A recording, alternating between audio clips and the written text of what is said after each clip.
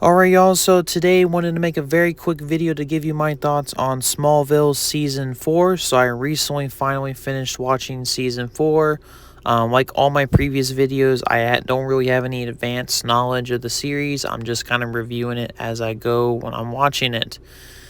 So Season 4 of Smallville. Now, my overall initial impressions and general thoughts. I personally thought for the most part this was a pretty damn good season. But there are some crippling flaws about this series. I would say that I would rank it a bit higher than Season 1. But it's not as good as the last season, which was Season 3. So it's somewhere in the middle. The thing about this season is that there's a lot of brand new elements. A lot of things that really work about this season. And there's a lot of really just strange story elements that are introduced that I think, kind of bring down the quality of this. But like I said, I still thought Season 4 was really enjoyable. And I thought that, Smallville was still on a good track. So let's get into all the pros and cons like always. And I'm going to give you my overall thoughts on Smallville Season 4, kind of off the top of my head. So here we go. Now, the main thing about this series, before I go deep into my analysis, is that there's a lot of major changes that happen in this season, right? There's brand new characters, brand new storylines. This season is pretty radically different from a lot of the other seasons, so let's get into it. So first, the pros. I think, like always, the cast is great. I have no complaints from the cast. I do have some issues with the storylines chosen, but for the most part, the cast do a great job. I think all of them are, like usual, giving their A game. I mean, you got Tom Welling still playing Clark Kent here. Fantastic as always. I thought he was really good as Superman / Clark Kent here. Lex Luthor is fantastic in this season, like always. Michael Rosenberg doing a great job. Chloe, who in this season is also fantastic. And there's also a brand new character that is introduced in this season. It's a pretty huge one, Lois Lane. Now, I am personally a little bit mixed about the idea of having Lois being introduced so early in Clark's life, just because typically in the comic books, Lois is usually introduced when I believe, and I could be getting this wrong, but he usually meets her in Metropolis at the Daily Planet. So this is very early in his life. He's still in Smallville, so the fact that they're meeting, which in this case, Clark meets Lois due to the fact that I guess Chloe's Lois's cousin, right? So that's how they knew each other. And I really liked Lois Lane. She was a brand new character. I wouldn't call her like appearing in every episode. She's like a reoccurring character. But the actress who plays her does a great job at Lois Lane. I think that at first it was a little bit of a rocky start, but as the season goes along, she's really great. I think that she was actually one of the first characters to really bounce off Clark, actually has some really funny moments, argue with Clark, and just felt like a much more interesting character compared to some of the other female characters, which were always so nice and more romantically inclined. Obviously, you have a character like Lois who's not willing to go down that route, which I really enjoyed. So she was fantastic. And there's also other, returning characters. The Kents themselves are fantastic, like always. Lionel Luthor, one of the big things about this season is that he's in prison for a bit. Sort of, a lot of crazy stuff happens, and then he has like a change of motivation, and then by the end of the season, he's kind of back to his normal Lionel Luthor self. But as always, he's fantastic to watch in this season. Visual effects wise, like usual, is really good. I think honestly, as the series goes along, the visuals, while not like completely up to date, they're not movie quality. You can definitely tell some of the dated CGI here, especially at the end. But the special effects for themselves look pretty good, and they're really solid and still acceptable. Like I said, I'm willing to, depending on the story, if it's a really good story and cheap visual effects, I'm willing to get past it to a certain degree. So, visuals look good. Action was really good as always. I think they're really doing a good job with the action scenes, and they're keeping it up really well in Smallville, continuing while I'm watching this series. I also wanted to mention that maybe just me, or I don't know, but I feel like the soundtrack too, like some of the song choices were really excellent in this season. Actually, they're a little bit more memorable than the last season. That's also a big pro. Now let's get into some of the things I like about the story. Now the story picks up right after the third season, which Lionel Luthor's in prison, and the big general plot gimmick of this series is basically there's like these three mysterious stones that Clark Kent, aka Jor-El, sends Kal-El, right, or Clark, basically trying to gather all three of these stones, which are something about like water. They represent elements or something like that. But when you combine them, they do something. They give powers, they give some kind of prophecy, something. And that's the basic gist. Everyone in this season wants to get these stones for whatever their reasons, their own personal desires. That's the basic gist. And I think it's a fine gimmick. I was a little bit disappointed that they didn't go full into the more of the Krypton Jor-El stuff. But that being said, I mean, it works for what it is. It's fine. I just think that these stones themselves really should have been more elaborated on. I think when it comes to gimmicks, I feel like this is a bit more weaker compared to other seasons, but not necessarily a bad thing. Another thing I like is the choice of stories. I like the mystery of Lex Luthor or Lionel Luthor's imprisonment. I thought that was really good.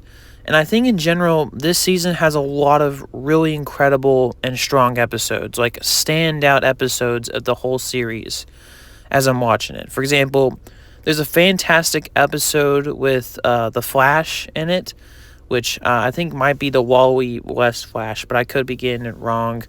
But The Flash appears in an episode with Clark. Obviously, it's not The Flash as we know it. You know, it's both characters are early on in their so-called superhero careers, but amazing episode. I love it. Another thing I really enjoy in terms of episodes, I think, like I mentioned, Lois Lane, most of her stuff is really good. There's also a really good episode about Lionel Luthor and Clark switching bodies, and I think, while creepy definitely in moments, you know, there's some pedo vibes if you look at it, it was really good. I really enjoyed it. So, it's pretty cool. I also think that, while I don't think everything that, you know, like I said, they tried to give Lana also. Lana comes back in this season. I wasn't really too sure what she was going to do in this season, but she comes back, and there's this whole thing with apparently a witch, like, somehow possessed her body, like an ancestor, I think, of hers. And there's this whole plot line revolving around witches, and, you know, there's this other, like, rival, like, family that it's a whole thing. But these people from back in the day persecuted this witch alongside her other fellow witches, and they're basically trying to get revenge and destroy this witch, but also gather up these three stones that everybody wants. And this ancestors that burned this witch has a basically one of them becomes like a distant, like a further along ancestor, right, at the time of the show, would be a new character called Jason Teague. And he was basically the new love interest for Lana. And there's this whole thing with Clark having to deal with the fact that, you know, Lana's kind of moved on from him. And I will say this, you know, this new character, Jason, I don't think was enjoyable as Lois Lane, personally. But he was a fine character, for the most part. I thought he was a lot more enjoyable than Dylan from the previous season. For a love interest, he was more interesting, more charismatic. In the beginning, was more interesting. I just think as the character went along in the season, it became more and more confusing with him, more and more deranged in his motivations, and just basically becomes a pawn of his mother who, you know, is after the three stones and revenge against a witch and stuff. And like I said, not a bad character, but I think absolutely need more fleshing out. Another thing I really like about this season, Chloe has a bit more to do. Now, I was very curious because Pete was kind of kicked off the show, because Lois kind of fills in that role a little bit. I'm more accurately going to say Chloe fills in that role, because there's a big plot line where Clark, or basically, there was a character that was introduced in the third season. I think her name was Alicia. She was a girl with powers, and Clark and her really much bonded, but she was crazy. That was a whole thing back in Season 3. She comes back in Season 4, and they had kind of a relationship, but then she dramatically gets killed, which was a really dark and morbid part of the season for sure, but I really liked that whole storyline. It was really cool, but before she gets killed, she actually shows Chloe the powers of Clark. And there's this underlying thing that Chloe is basically knowing about Clark's powers, but hasn't confronted him yet. And like I said, haven't even got that resolution yet, most likely until season 5. And this was a really good plot line to be developed, just because it's a little bit annoying when Clark hides his powers from everybody, and it's like, Pete's not really around anymore, so it's like, who can really talk to? And I think having Chloe be introduced to Clark and finally getting to know about his powers, I think is a much needed step in the right direction. I think that was a really good plotline and story. I also thought that, after the whole situation with Lex, Clark and Lex kind of mend their relationship a little bit, but it's very much strained. Even more in previous seasons, Lex is definitely going behind everyone's back, looking for these stones, and that's a whole big thing, and it was pretty interesting. And I will say it's a really cool and interesting part. You can definitely see as the series goes along, Lex is becoming more and more of a villain, especially near the end. Also, there's some other great moments in this season. Like I said, many standout episodes. There's also an episode where Crypto gets introduced, which I don't think is Crypto. I think they named the dog was it like Shipley or something. But it's basically, in a way, Crypto for the show. And it's a really good episode. Highly recommend. There's also a really cool episode where Clark loses his memories. And this is by the time Chloe knows about Clark's powers. And then basically, Chloe is looking out for Clark this entire time. And it is a fantastic episode. It's a standout. There's also another great episode. There's an episode, I think, called... It's basically revolving around this kid who gets born within, a few days and goes through an entire life cycle. Similar to the kid from the last season. I can't remember his name, but that was a fantastic episode. Also highly recommend. And then in terms of other positives, I did like the overarching storyline with the stones. Some of the witch stuff was really good. There's some very much strong standout episodes of this season. Out of the whole season, it's extremely memorable. That's why I ranked this season a bit higher than season 1. And, I think also I wanted to mention the finale itself was also really good. It teased a lot of really interesting things. I think arguably, I will still say season 3's finale was a bit better.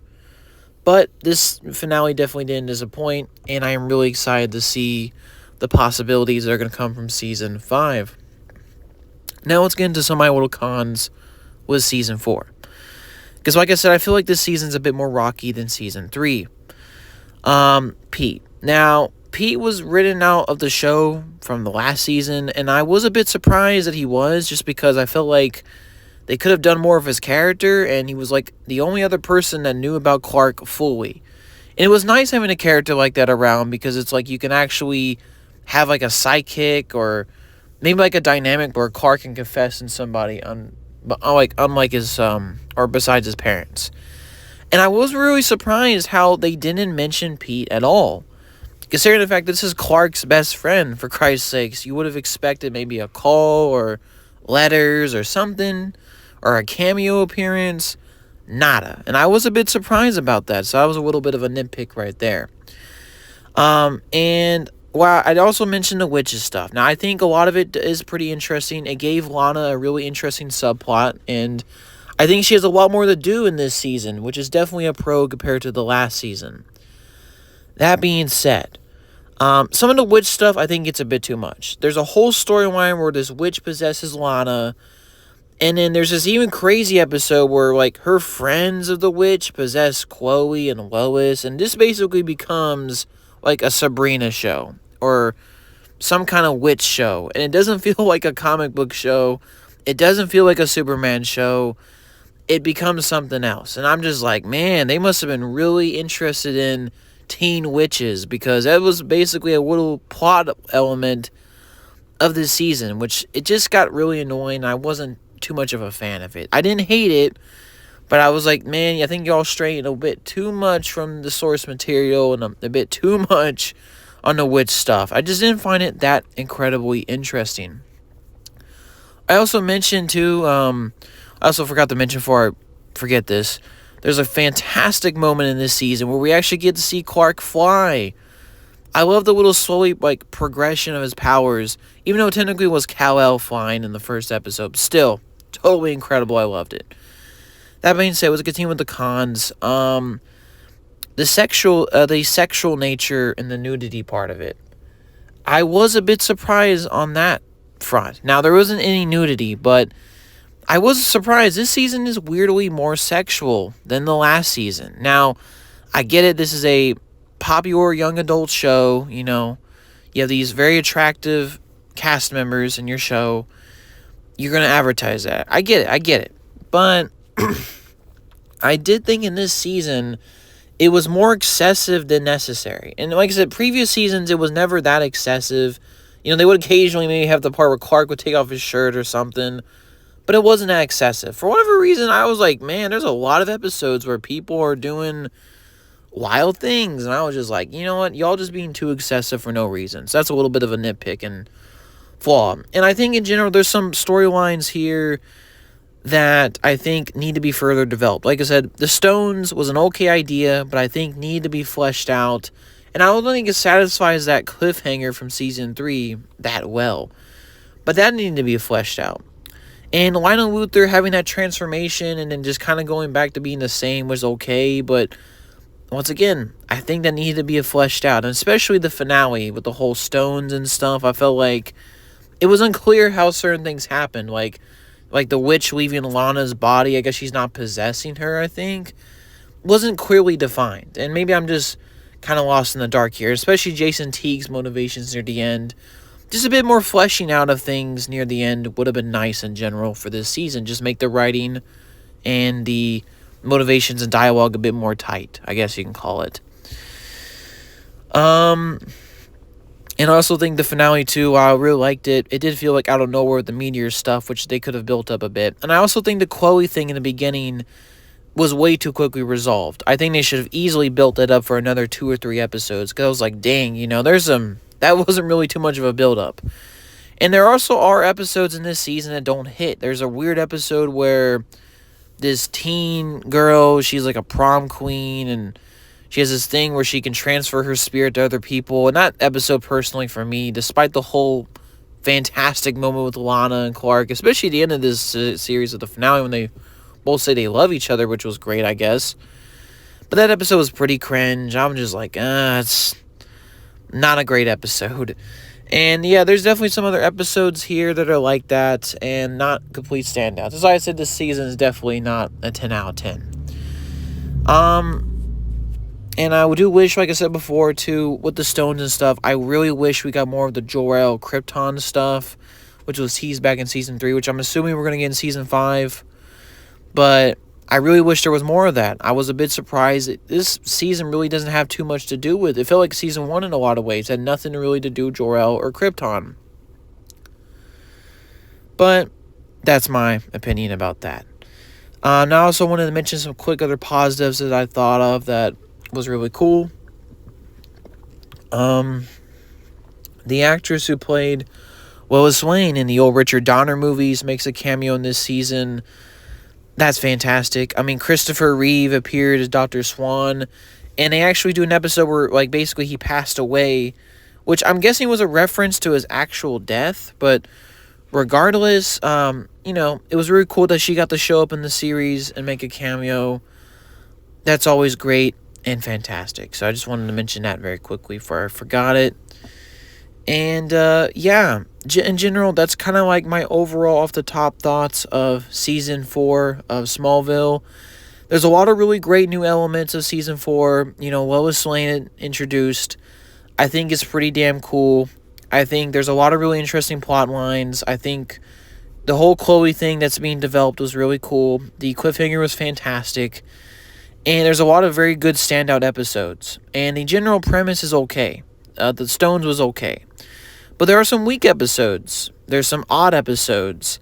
And there's not truly clear defined plots and things to be fleshed out. Everything needed to be fleshed out, especially at the end.